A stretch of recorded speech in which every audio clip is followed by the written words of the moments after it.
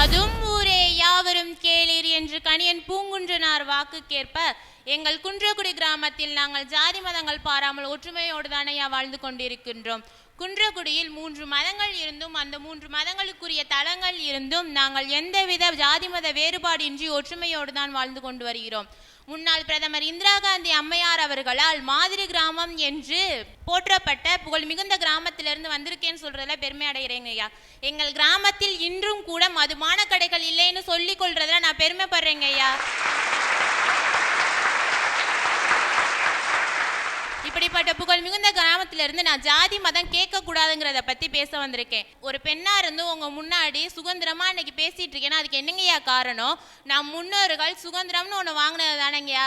அதுக்கு அவங்க ஜாதி மதம் பாராம ஒற்றுமையோட உழைச்சதுனாலதான் நான் இன்னைக்கு உங்க முன்னாடி சுதந்திரமா பேசிக்கிட்டு இருக்கேன். இவ்வளவு என் ஜல்லிக்கட்டையே எடுத்துக்கோங்களே, எங்க அப்பா அம்மா பார்த்த ஜல்லிக்கட்டை, என் தலைமுறை பார்த்த ஜல்லிக்கட்டை அடுத்த தலைமுறைக்கும் கொண்டுட்டு போகணும்னு களத்துல இறங்கி போறான்னுங்கய்யா தோழர்கள். அவங்க எந்தவித ஜாதி மதமும் பார்க்கலையேங்க, ஒற்றுமையோடு மட்டும்தானே போறானாங்க. இதனாலதான் ஏன் சொல்றேன் ஜாதி மதம் கேட்கவே கேட்காதீன்னு. ஜல்லிக்கட்டு மாட்டு பிரச்சனை, 1000 ரூபா நோட்டு பிரச்சனை, மருத்துவம் படிக்க நீட்டு பிரச்சனை, இப்ப புதுசா ஒரு பிரச்சனை வந்திருக்கு சார். சும்மா பேரை கேட்டாலே அதிர வைக்கிற, ஆம்பளைங்களை அலற வைக்கிற மீட்டு பிரச்சனை.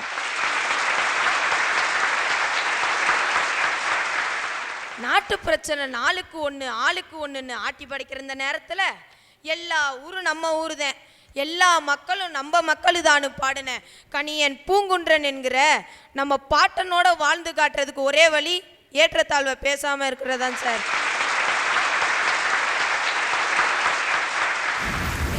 ஊரே யாவரும் கேளீர் என்ற வாக்குப்படி வாழணும்னா கலாச்சாரத்தையும் பண்பாட்டையும் மறக்க கூடாதுன்னு பேச வந்திருக்கேயா.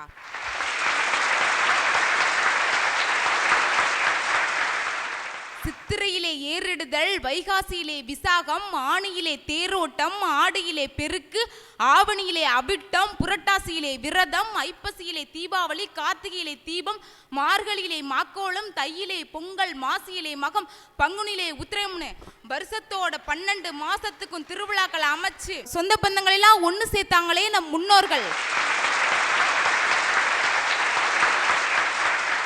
ஆனா இன்னைக்கு உறவுகள்னா என்ன, சொந்த பந்தங்கள்னா யாரு, அத்தை மாமான்ற வார்த்தைகளுக்கே அர்த்தம் தெரியாம போயிட்டோமையா.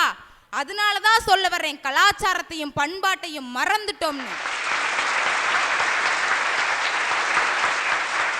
உங்களுக்கு ஒன்று சொல்றேன், நல்லா தெரிஞ்சுக்கோங்க. மதம் விட்டு மதம் மாறினவங்க இருக்காங்க, ஜாதி விட்டு ஜாதி மாறினவங்க யாராவது உங்களுக்கு தெரியுமா ஐயா? உதாரணம் சொல்றேன் கேட்டுக்கோங்க. இந்து மதத்துல இருந்து முஸ்லீமா போறான், முஸ்லீம்ல இருந்து கிறிஸ்துவனா போறான். ஆனா இந்து மதத்துல மறவருங்கிற ஒருத்தன் கிறிஸ்டினா மாறையில கிறிஸ்டின் மறவனா தானையா போறான். அந்த இடத்துல ஜாதி உயர்ந்து தானையா நிக்குது. இப்போது இருக்கிற 46வது குருமகா சன்னிதான பொன்னம்பளை அடிகளார் அவர்கள் இந்து மதத்தை சார்ந்திருந்தாலும் எங்க பகுதியில் கிறிஸ்தவர்கள் தேவாலயம் ஒன்று கட்டினாங்கய்யா. அது திறப்பு விழாவை வந்து பொன்னம்பளை அடிகளார் தான் நடத்தி வச்சு சொற்பொழி வாட்டிட்டு போனாருங்கய்யா. அந்த இடத்துல ஜாதியோ மதமோ இல்லையே, பிறகு எதுக்கு நீங்க மற்ற இடத்துல ஜாதியை மதத்தையும் பாக்குறீங்கன்னு தான் நான் இருக்குன்னா அதுக்கு காரணமே அரசு தாயா. இட ஒதுக்கீடுன்னு ஒன்னு என்னைக்கு அவன் கொண்டுட்டு வந்தானோ அன்னைக்கே ஜாதிங்கிறது தலை தூக்க ஆரம்பிச்சிருச்சுங்கய்யா. இடஒதுக்கீடு என்பது ஜாதியை வெளிப்படுத்துவதற்காக அல்ல, சமூகத்தில் சிலரால் பிற்படுத்தப்பட்ட ஒடுக்கப்பட்ட தாழ்த்தப்பட்ட இனம் என்று சொல்லி உனக்கு கல்வி கிடையாது வேலை கிடையாது என்று பலரால் தாழ்த்தப்பட்டிருந்த சமூகத்திற்கு அவர்களையும் உயர்த்த வேண்டும் என்கிற சமூக நீதியின் அடிப்படையில் வந்ததுதான் இடஒதுக்கீட்டை தவிர ஜாதி ஒழிப்பு வேறு, இடஒதுக்கீடு வேறு. உங்களை போன்ற இளைஞர்கள் தவறாக புரிந்து கொண்டால் அந்த இடஒதுக்கீட்டு கொள்கைக்காக இந்த இந்திய தேசத்துக்கு அரசியல் நிர்ணயிப்பு சட்டத்தை எழுதி கொடுத்தாரே டாக்டர் அம்பேத்கர், அவருடைய உழைப்பு வீணா போயிடும் இல்லையா? 50 ஆண்டுகள் தானே சொல்லியிருக்காங்க, அடுத்து வர்றப்ப மாறிக்கலாம்னு ஒன்று சொல்லியிருக்காங்கல்ல. நியாயமான வார்த்தை. ஆனா அந்த உழைப்பத்தான் இன்னைக்கு இருக்கிற அரசியல்வாதியை பழைப்பா நடத்திட்டு இருக்காங்க. அவருடைய உழைப்பு தான் இன்றைக்கு மேடையில் இருக்கிற இந்த பெண்ணோ நர்மதாவோ நாகை நாகராஜனோ பாஸ்கராஜோ அல்லது மேடையில் இருக்கிற பட்டதாரிகளோ அல்லது மிகச்சிறந்த புலவர்களோ ஒரு மேடையிலே சரிசமமாக ஏறி அமர்ந்து பேசிக்கொண்டிருக்கிறோம் என்று சொன்னால் தந்தை பெரியார், டாக்டர் அம்பேத்கர் போன்ற பெரும் தலைவர்கள் கொடுத்த அந்த இடஒதுக்கீட்டு கொள்கைதான் என்பதை மறந்துடக்கூடாது. மலரட்டும் என்று சொல்லி ஏற்றத்தாழ்வை பேசக்கூடாது என்று நான் உள்வந்துள்ளேன். ஐயா, ரயிலில் 4 படித்த மேதைகள் பயணம் செய்து கொண்டிருக்கிறார்கள். அந்த படித்த மேதைகள் பேசிக்கொண்டிருக்கிறார்கள் ஒரு திரவம் கண்டுபிடிக்க வேண்டும் என்று. அந்த திரவத்தை கண்டுபிடித்தால் அந்த திரவத்தை எதிலே எந்த பொருளில் ஊற்றினாலும் அந்த பொருள் கரைந்து விட வேண்டும் என்று பேசிக்கொண்டிருக்கிறார்கள். அப்பொழுது அதே ரயிலிலே பயணம் செய்த அந்த ரயிலில் சுண்டல் வியாபாரம் செய்யும் பாமர ஏலன் அந்த 4 படித்த மேதைகளை பார்த்து கேட்கின்றான், ஐயா, நீங்கள் திரவம் கண்டுபிடிக்க போகிறீர்கள் என்று நீங்கள் சொல்லுகிறீர்கள், ஆனால் அந்த கண்டுபிடிக்கும் திரவத்தை எந்த பொருளில் ஊற்றி வைப்பீர்கள்?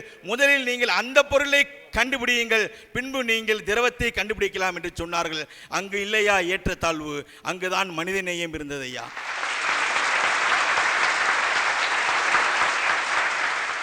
நல்ல மண் ஏற்றத்தாழ்வை பார்த்தால் நல்ல விளைச்சலை தர முடியாது. நல்ல விளைச்சல் ஏற்றத்தாழ்வை பார்த்தால் நல்ல தானியங்களை தர முடியாது. நல்ல தானியங்கள் ஏற்றத்தாழ்வை பார்த்தால் நல்ல மனிதனை தர முடியாது.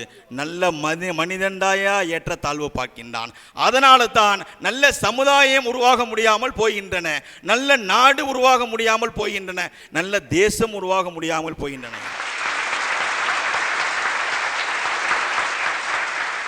நபிகளாரை பார்ப்பதற்காக கிறிஸ்தவ மத தலைவர் வருகிறார்.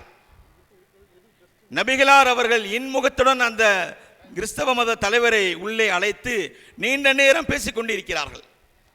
அப்பொழுது கிறிஸ்தவ மத தலைவர் சொல்லுகிறார், நபிகளாரே, எனக்கு ஜெபம் செய்யக்கூடிய நேரம் வந்துவிட்டது. நான் எனது தேவாலயத்துக்கு சென்று ஜெபத்தை முடித்துவிட்டு மீண்டும் உங்களிடம் நான் உரையாடுகிறேன் என்று சொல்லுகிறார். அதற்கு நபிகளார் சொல்லுகிறார், ஜெபம் செய்வதற்கு உங்களுடைய தேவாலயத்துக்கு நீங்கள் சென்று வர வேண்டாம், எனது பள்ளியிலே ஒரு ஓரத்திலே உங்களுக்கு நான் ஏற்பாடு செய்து தருகிறேன், அங்கே உங்களுடைய ஜெபத்தை நீங்கள் முடித்துக் கொள்ளலாம் என்று சொன்னார்கள். அங்கேதாயா ஏற்றத்தாழ்வு இல்லையா? மனித நேயம் அங்குதான் காக்கப்பட்டதையா. ஐயா, நாங்கள் ஒரு இஸ்லாமிய மதகுருமார்கள், எங்களது ஐயாவுக்கு ஐயா, எங்கள் அத்தா, நாங்கள் எல்லாமே இஸ்லாமிய மதகுருமார்களை சேர்ந்தவர்களையா. ஐயா, எனது தகப்பனார் 54 வயதிலே சைவ சித்தாந்தம் படிக்க வேண்டும் என்று சொல்லி மதுரை காமராஜர் யூனிவர்சிட்டிக்கு சென்று சைவ சித்தாந்தம் படித்தார். சைவ சித்தாந்தத்தின் பொருள் என்னவென்றால் சிவஞான போதம். ஐயா, அந்த சிவஞான போதத்தை படித்து மதுரை காமராஜர் யூனிவர்சிட்டியிலிருந்து வெளியே வரும் பொழுது மதுரை மண்டலத்திலே மதுரை காமராஜர் யூனிவர்சிட்டியிலே 2வது இடத்தை பிடித்தார். ஐயா,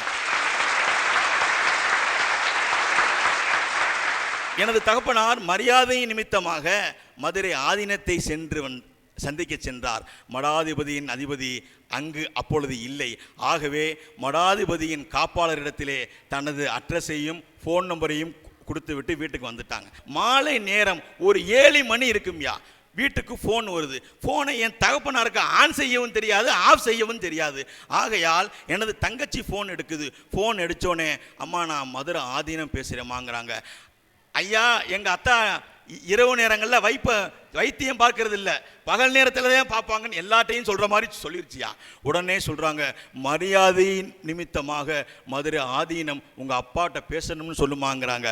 உடனே போய் எங்கள் அப்பாட்ட சொல்லுது, அப்பா, மதுரை ஆதீனம் பேசுகிறேன். என்னம்மா சொல்கிற? ஃபோனை கொடுமான்னு சொல்லி ஃபோனை வாங்கி, ஐயா, நல்லா இருக்கிறான்னு கேட்டோன்னே, வாழ்க வளமுடன் என்று சொல்லிய உடனே மதுரை ஆதீனம் அவர்கள் ஒரு வார்த்தை சொன்னார்கள் தெரியுமா? குல்யா ஐயுல் காஃபிரூன் லா அஅபுது மா தஅபுதூன் வலா அன்தும் ஆபிதூன் மா அஅபுது வலா அன ஆபிதும் அபத்தும் என்று சொல்லக்கூடிய திரு குர்ஆனிலே வரக்கூடிய ஆயாத்துக்களை சொல்லி முடித்தார்கள். ஐயா, அந்த ஆயாத்துக்களுக்கு பொருள் என்னவென்று தெரியுமா? உங்கள் மார்க்கம் உங்களுக்கு, எங்கள் மார்க்கம் எங்களுக்கு, உங்கள் இறைவனை நீங்கள் வணங்கிக் கொள்ளலாம், எங்கள் இறைவனை நாங்கள் வணங்கிக் கொள்ளலாம், சகோதரர் நீங்களும் நானும். அதற்கு அர்த்தம் அதாயா? உடனே டவுன்லோட் செய்யுங்கள் Raj digital TV OTT app. வருடத்திற்கு வெறும் 299 ரூபாய் மட்டும்.